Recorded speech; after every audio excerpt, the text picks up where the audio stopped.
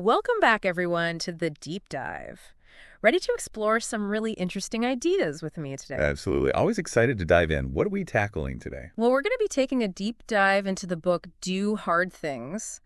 And, right off the bat, that title, it probably evokes certain images, right? Yeah, you think grit, pushing through pain, maybe that whole no pain, no gain kind of vibe. Exactly. But this book, it kind of flips that whole traditional concept of toughness on its head. It really does.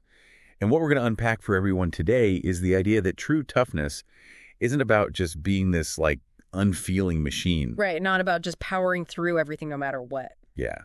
It's much more about cultivating this deep understanding of yourself, your emotions, even how your body responds to things. Tuning in to all of that. Yeah, and learning to navigate tough situations with that awareness and a sense of control. Think of it as like building inner strength rather than just having this hard outer shell. I like that.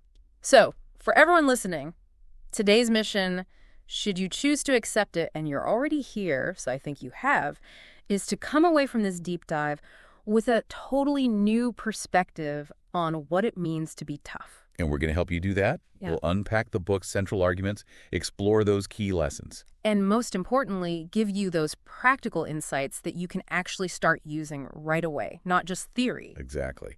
And the book actually provides this really well-structured kind of roadmap for this whole shift in thinking. Okay. It starts by showing us where those old school notions of toughness, the kind we were just talking about, Right. where they often lead us astray, sometimes with pretty damaging consequences. Yeah. And then it gives us this foundation of 4 key pillars that form the basis of this more effective and more sustainable kind of toughness. Okay, so let's break this down a bit. Right from the start, the book grabs you by contrasting that outdated, often pretty harsh model of toughness with a more insightful, a more nuanced approach. And it uses some really powerful examples, right? Yeah, it does. One that really stands out is the story of legendary basketball coach Bobby Knight. Now, while his success on the court was undeniable, his methods, well, they often veered into pretty aggressive territory. Yeah, didn't they? Yeah. I mean, think about those rage-filled outbursts, the stories about him trying to humiliate players. You hear about those. It paints this picture of toughness being built on dominance and fear, like Mhm. breaking individuals down instead of building them up from within. There's a very different approach. Right. So that's the first thing to think about. Does that truly sound like strength, or is it something else? Yeah, good question. And then the book brings up this really tragic story about the death of Jordan McNair, the University of Maryland football player. Oh, right. He died from heat stroke during practice. And it's this really stark example of what can happen when that push through the pain no matter what mentality goes wrong. Goes tragically wrong. Yeah. His body was clearly sending out distress signals. Oh, absolutely. But the pressure to keep going, to be tough. It had these horrible consequences. Fatal consequences. So for you listening, this illustrates the danger of ignoring those really crucial internal cues. Your body's trying to tell you something. Right. And what I find fascinating is how the book connects these examples, these stories, through this lens of developmental psychology. Yeah, that's a really interesting angle. Baumann's work on parenting styles. Right. This balance between demandingness, setting those high expectations, and then warmth and responsiveness, actually understanding individual needs. Right. Meeting them where they are. And the argument is that this traditional view of toughness often focuses solely on the demanding part. Yeah, just push, push, push. And it completely neglects the empathy, the understanding, responsiveness. responding to individual limitations, those signals. And it's not just in sports either. No. Think about how this plays out in your workplace, in your family, anywhere where you might have, leadership responsibilities. Absolutely. And the book really digs into the language we use around toughness. Soft, harden up, show no weakness. Classic tough guy talk. Yeah. And they even talk about how popular culture romanticizes things like the Karate Kid narrative. Underdog endures harsh training and then ultimately triumphs. Right, the classic underdog story. But when you really analyze it, the message is often about suppressing vulnerability. Putting on that tough front. Hiding your true feelings. And if we step back for a second and look at the bigger picture, this is important for you listening, the book makes a big point. Mm-hmm. This seemingly tough, callous approach. Right. It often ends up creating people who are surprisingly fragile. Why is that? Because their motivation becomes entirely external. They're driven by fear of failure or needing validation from others. We need that outside push. Exactly. They haven't cultivated that inner wellspring of resilience, that internal compass that guides them when no one's watching or pushing them. So when that external pressure goes away, They flounder. right, Yeah. it all falls apart. The book uses this great analogy. Imagine someone trying to teach a child to swim by just throwing them into the deep end. Oh, yeah. Maybe, for a very tiny percentage, it might work out of sheer desperation.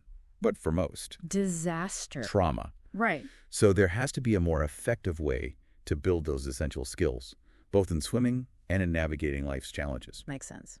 Okay, so that brings us to the book's core redefinition of toughness, which is really important for everyone to grasp. All right, let's hear it. It's not about being fearless or insensitive. It's about navigating those difficult moments with more awareness and intention, not just brute force or blindly pushing through. Okay.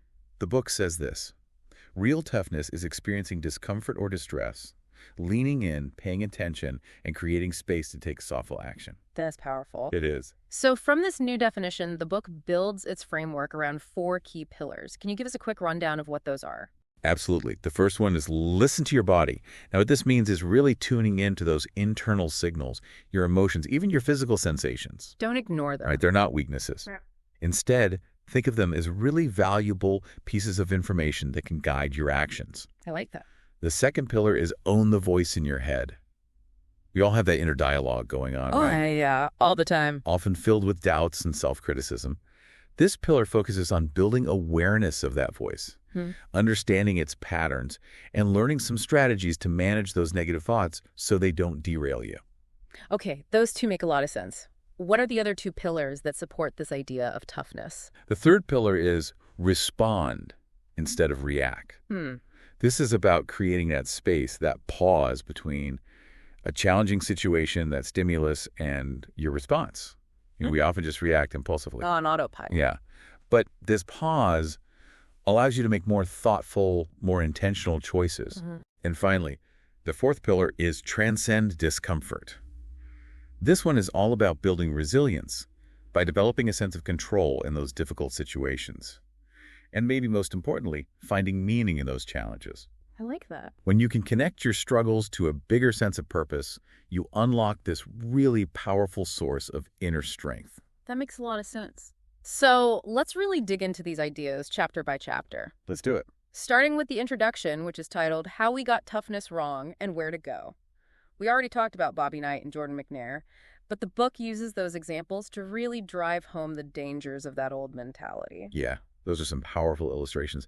And it's also worth bringing up, again, that idea of Bob Ryan's parenting styles. Okay, back to that. It's not just about kids, though, right? It's relevant to coaching, leadership, even how we treat ourselves. Yeah. It's not enough to simply push. You need to understand the underlying needs and respond accordingly. So for our listeners, think about times you've been pushed without understanding, and how did that impact you? How did it affect your motivation, your well-being? Yeah, really examine that. And the book also dives into this language we use around toughness, like soft, harden up. It's all about suppressing our vulnerabilities. Right. Like we're not supposed to have them. Exactly. And while those Karate Kid stories are appealing, the book argues that they often oversimplify the process. They don't really equip you with healthy strategies for real-world challenges. It's more about that external victory rather than internal growth. Right. And one of the most insightful points, I think, is this idea that teaching toughness through just callousness and suppression, it actually backfires. It really does. It creates individuals whose motivation becomes entirely dependent on things outside of themselves. Fear of punishment, wanting approval, needing someone else to push them. They don't develop that inner drive. Exactly. And that takes us right into chapter 1, which is titled From Tough Coaches, Tough Parents, and Tough Guys to Finding Real Inner Strength. And the book starts off with this personal anecdote from the author about experiencing something called vocal cord dysfunction during a race. Oh, yeah, I remember that part. Have you ever experienced anything similar, like where your body just kind of seemed to betray you in a high-pressure situation? Oh, absolutely. I think we all have in some way, shape, or form. Yeah. And what's so relatable about that story is it shows that connection between our physical and psychological states. Our minds and bodies are talking to each other all the time. And true toughness involves understanding that conversation. Yeah. And they use that story to contrast with this widely known story of Paul Bear Bryant's Junction Boys training camp. Right, Texas A&M, the brutal camp. We're legendary, right? Yeah, often romanticized as the ultimate test of toughness. Right, this crucible where they weed out the weak and, forge the rest into these incredible athletes. But what's your take on that? Well, the book takes a really critical look at that narrative. Yeah, they do. And here's the thing, the actual outcome that season, it was one win. And surprisingly, few of the guys who endured that camp went on to play on the successful teams later. Interesting. Right. So it raises this question, was it really the brutality that created success, or were there other things going on? Good question. And the book also points out that a lot of talented players actually left during or after that camp. And it wasn't necessarily because they weren't mentally tough. Right, it wasn't just weakness. Exactly. In fact, as the book mentions, one of them became a TOPGUN fighter pilot. Wow. So sometimes walking away from a difficult situation, it's not a sign of weakness. It's knowing your limits. Exactly. And even for those who stayed, the book looks into their motivations, but it wasn't always because they had some superior inner strength. Right. For some, it was survival, the importance of football to their identity, their future. So just enduring hardship, that doesn't automatically equal toughness. Sometimes it's circumstance, lack of options. Right. Okay, so Chapter 2, Sink or Swim, how we took the wrong lesson from the military. It goes right at that common perception of military training. Boot camp. It's supposed to be this ultimate test of toughness, right? Yeah, that's what we think of. Brutal drills, psychological pressure. But the book argues that the military, especially in its modern approach, is more sophisticated. Way more. It's not just about pushing people to their breaking point. Right. They call it stress inoculation. You're not just thrown in the deep end. But they prepare you. They do. And they introduce this concept of SERE training: survival, evasion, resistance, escape. SERE. Now, when we think SERE, we usually picture those intense evasion scenarios, the harsh conditions of detention, right? Yeah. But what's often missed, and what the book emphasizes, is that crucial first phase, classroom training. This is where soldiers get in-depth instruction on survival skills, the psychology of resilience, how to manage fear, boredom, loneliness, even hopelessness, all before they're exposed to that extreme stress. So it's about giving them the tools and the knowledge first. Exactly. And it aligns with research on soldiers who excel under duress. These individuals, they tend to see stress as a challenge to overcome, not just something to fear. They use diverse coping mechanisms, process their internal signals without overreacting, and regulate their physiological state under pressure. It's about having a toolkit, Right. And the book also talks about how the military has really embraced this understanding with programs like Comprehensive Soldier Fitness, the Human Dimension Strategy. They're recognizing the vital role of psychological resilience. Okay, so Chapter 3, Choosing the Difficult Path. This one gets into how we deal with fear and anxiety. The mental game. Yeah, and they start with this really relatable scenario. Waiting for a text from someone you're interested in and all the overthinking that comes with it. Oh, yeah, we've all been there. Right, that spiral of anxiety. And it shows how our internal dialogue can just escalate, that angel and devil on your shoulders. Our reactions become totally illogical when anxiety takes over. Even over small things. Exactly. And then they go to this seemingly impossible feat, Alex Honnold's free solo climb of El Capitan. No ropes, no safety gear. I can't even imagine. Yeah. Right. So the question the book asks is, how does someone manage that level of fear? And the answer is really interesting. Studies of Honnold's brain show a really muted fear response. It suggests his brain processes fear differently. But the key takeaway, and it's a big one, even Honnold experiences fear. He talks about aborting an earlier attempt because it felt too scary. True toughness isn't about not feeling fear. It's about acknowledging it, understanding it, and still choosing to move forward. Okay, so feeling the fear and doing it anyway. Right. And then the book introduces this guy named Drevin, elite athlete, military guy, someone who really embodies this idea of redefined toughness.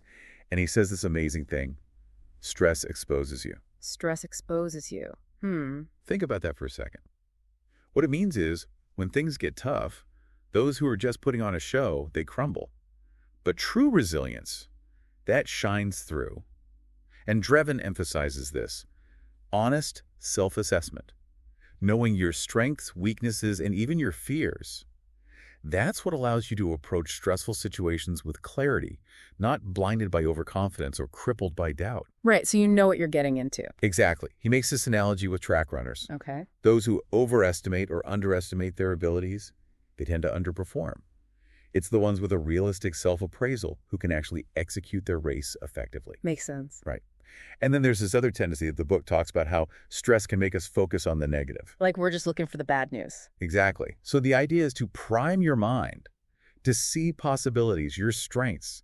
Think about athletes visualizing success, artists getting into a flow state, even just you taking a moment to remember your past wins before tackling a challenge. I like that. Okay, so chapter 4 is titled True Confidence is Quiet, Insecurity is Loud. And it starts with a story about marathon runner Buddy Edelin.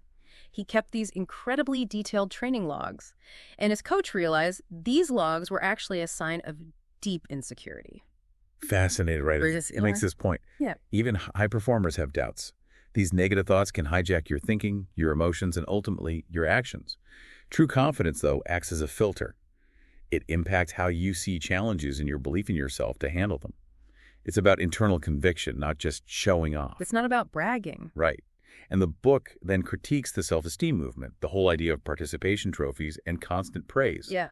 The point is, those external affirmations, they can be meaningless if they don't reflect real achievement. And research even shows that athletes who are overly focused on external validation actually show less improvement over time. Interesting. There's a difference between real confidence, which comes from experience and understanding, and fake confidence, which is just a mask for insecurity. So how do we build real confidence then? The book gives us 4 strategies. Yeah. First, lower the bar, raise the floor. Okay. Now, this doesn't mean aiming low. It's about focusing on consistent, repeatable performance, building a foundation of capability, rather than just chasing those rare peak moments. Like the runner Brian Barraza. He focused on hitting a certain mileage every week, consistently. Consistency is key. Right. Second strategy, shed perfection. Embrace who you are. Love that. It's about accepting your flaws, knowing they're part of what makes you human. It disarms those insecurities and lets you build a more solid sense of self. Okay, what about the last 2 strategies? All right, third, trust your training, trust yourself. Real confidence, it comes from the work you put in, the preparation, the practice. It's not about luck or fear. It's about knowing you've built your skills. And finally, develop a quiet ego. Let go of needing constant validation from others. Focus on internal growth, learning, mastering your craft, rather than just those external achievements. I think that's a really important message. It is. Okay, chapter 5. Learn helplessness and the importance of control. This one dives into some really interesting psychology experiments. Right. It starts with those classic experiments with dogs and learn helplessness. Oh, right. They showed that dogs who were exposed to inescapable shocks, later on, they wouldn't even try to escape when they could. They just gave up. Yeah, they learned that their actions didn't matter. It's a really powerful illustration of how a lack of control can impact us, make us just give up when things get tough. And this wasn't just with dogs, right? They talked about similar experiments with rats. Right, they showed increased stress, even physical health issues when they lacked control. It highlights how deeply that sense of helplessness can affect us. Right. And then they pick up this fascinating historical example, the early Jamestown colony. They were facing starvation, right? Well, then they showed this surprising apathy. They were dying at alarming rates. Wow. And the book suggests that part of that was this overwhelming sense of despair and lack of control over their situation.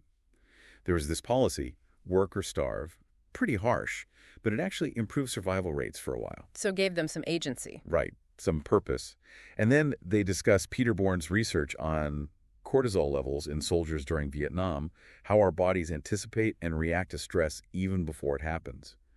And there's this anecdote about a VO2 max test where simply giving the athlete control over the pacing led to a better experience and better results. Wow, the power of choice. Right. That feeling of control makes a huge difference. Our desire for control is fundamental to our well-being and to being able to push through challenges. When environments feel overly controlling, our motivation plummets. We need that autonomy, that feeling of having a say in things in order to persevere. Interesting. And the book leaves you with this message. When we don't have control, we lose the capacity to cope. It's when we have a choice that toughness is trained. Powerful stuff. Okay, on to chapter 6. The messenger is not the dictator. Learning to listen to your body. This one shifts the focus to understanding and interpreting our emotions. They compare feelings to a car's fuel gauge. Great analogy, right? Just like a fuel gauge tells you about your car's needs, your emotions are giving you information about potential challenges and what you might need to address them. Our brains are wired to be cautious. Always looking out for danger. Exactly. So ignoring those feelings, trying to just be tough, it's like ignoring a warning light on your dashboard. Right. It can lead to bigger problems. For sure. And the chapter talks about that experiment on the Capilano suspension bridge, where physical arousal got mistaken for attraction. And then there's that analysis of the Titanic scene, Rose and Jack, how emotion overpowers logic even in life or death situations. Emotions are powerful. They are. And to better understand them, the book introduces this strategy. Labeling your emotions. Simply naming what you're feeling can help you detach from it and break that automatic reaction. So you're not just swept away by it. Right. They even talk about research showing that labeling your feelings before a speech actually calms the amygdala, the fear center, while activating the prefrontal cortex, the control center. It's like literally calming yourself down. That's fascinating. It is. And in therapy, they use tools like the emotion wheel to encourage a more granular understanding of emotions. The more you're aware of your internal state, the better you'll handle stress. Elite athletes, military personnel, they rely heavily on this. It's about seeing your feelings as messengers, not dictators. Giving you information, not orders. Exactly. All right. Chapter 7, Own the Voice in Your Head. This one is all about that inner dialogue. It starts with the incredible story of Stephen Callahan, who survived 76 days lost at sea. He mentally divided himself into a captain and a crewman to cope. Wow, that's intense. But it shows that we all have these internal debates, that inner critic, the devil, versus the encouraging voice, the angel. It's like in that Pixar movie, Inside Out, right? Those different emotions battling it out. I love that movie. It's a great illustration. And the chapter talks about two types of self-talk. Integrated, which is calm and problem-solving, and confrontational, which is more like a struggle. Okay. And studies show they activate different parts of the brain. The author even talks about using external self-talk during a race, saying things like, "Don't worry, man, I made it up here." It helped quiet those doubts and boost his energy. So talking to yourself out loud. Right. And there's research backing it up. It might be because it forces you to process things more deeply, be more accountable. Interesting. The book also talks about this study where kids who used third-person language or referred to themselves as a role model actually persisted longer on a task. It's this idea of psychological distance. Stepping back from yourself. Right. It helps you detach from the intensity of the emotion. You can approach things more objectively, like you're giving advice to a friend. Studies show this can reduce anxiety, improve decision-making, even make you wiser. So talking to yourself in the third person can actually help. Exactly. And the chapter ends with this idea of cultivating a good internal voice. Yeah. One that's merciful, fair, and accurate, like a wise mentor guiding you. Okay, Chapter 8, Keep Your Mind Steady. This one explores how expert meditators can actually control their biological stress response, even when experiencing pain. Yeah, that's incredible. It shows the potential of mental training. Research has shown that mindfulness meditation can reduce the amygdala's reactivity, that's the fear center, to emotional stuff. A hyperactive amygdala is linked to things like depression and anxiety, so this is huge. And they also talk about research looking at how the amygdala and the prefrontal cortex, that control center, connect during anxiety. Okay. And then they discuss chronic stress and burnout. Yeah. Prolonged stress strengthens the amygdala and weakens its connection to the prefrontal cortex. So you're more reactive, less in control. Right. It's called affective inertia, this tendency for emotions to linger and even make future reactions stronger. They even quote Richard Davidson, who says the average person experiences a triple dose of stress. The initial reaction, the anticipation, and then the lingering effects. Wow. Right. That's why finding ways to break that cycle is so important. Absolutely. And the chapter talks about a shift towards giving people more choices, more opportunities for what they call resets, little pauses to reflect and adjust your emotional state. Like taking a breath. Exactly. It ties into this concept from Rollo May, this idea that we have the capacity to pause between a stimulus and our response. We can choose how we react instead of just being swept away. We have that power. We do. And the book calls this having a calm conversation with yourself in your circumstances. Okay. So what does that actually look like? It's about slowing down your thought process, creating space. It's about opening up to your thoughts and feelings without judgment. That acceptance actually helps lessen their power over you. The author talks about how this transformed their experience with training and racing. It went from fighting discomfort to this mindful engagement with it. Interesting. It is. All right, Chapter 9. Turn the dial so you don't spiral. This one is about managing your focus when under pressure. And they start by comparing it to an avalanche, how our minds can just get overwhelmed when stress hits. Yeah, and we all know that telling someone to calm down in that moment, it doesn't work. No, never does. And they talk about this research that compared elite marathon runners to recreational runners. The elite runners, they use this associative strategy. They focus intently on their body, their breathing, their fatigue. The recreational runners, they tend to dissociate. They try to distract themselves from the discomfort. So the elites are actually leaning into it. They are, which might seem counterintuitive, right? It does. But it shows how expertise can change your approach. And then they introduce this idea of a narrow versus broad processing continuum. It's about how focused or how open your attention is. Okay. And your position on this continuum affects your perception, your thoughts, your mood, even your behavior. Neither narrow nor broad is always better. It's about knowing when to use which. Exactly. And the chapter also revisits those emotional regulation strategies we talked about before. Suppression, distraction, reappraisal. Okay, back to those. And what we learn is, it's not so black and white. Each strategy has its pros and cons. Suppression might work in the short term, but it has costs. Even reappraisal needs a lot of mental energy and might not work in intense situations.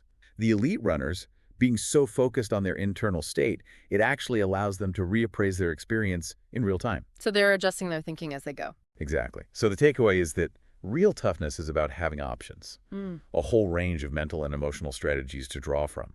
And they talk about those different peak performance states in athletes, flow versus clutch, different ways of handling pressure. It's about choosing the right approach for the situation and your own abilities. Makes sense. Okay, chapter 10, build the foundation to do hard things.